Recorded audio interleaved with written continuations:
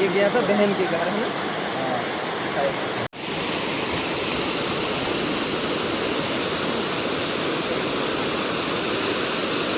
Sir, बड़ा दुखद घटना पेश आई है राजगढ़ में। तो अभी से लास्ट राइट थोड़ी अब यहाँ पहुँचे हैं सर, तो क्या कहेंगे, किस तरह का नुकसान है, बाकी चीज़ें कैसे एसेस की जाए, बाकी लोगों के लिए क्या पैगाम है और क्या कहेंगे सर आप? बहुत कीमती जानें हमारी ज़ाया हुई हैं। आज आपको पता है कि 5 लोग मिसिंग थे, 4 की बॉडी जो है रिट्रीव हुई है।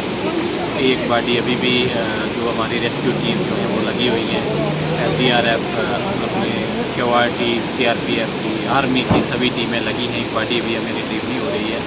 तो बहुत बड़ा नुकसान हुआ है लोगों का। इस नुकसान की तो भरपाई हो नहीं सकती, बट इस वक्त है एक तो हम एडमिनिस्ट्रेशन जो है पूरी कोशिश के साथ लगी है कि जो बॉडी नहीं मिली उसको रिट्रीव करने के लिए। दूसरा, परिवार के साथ हमारी पूरी हमदर्दी है। जितनी भी एडमिनिस्ट्रेशन की तरफ से इनको मदद की जरूरत होगी।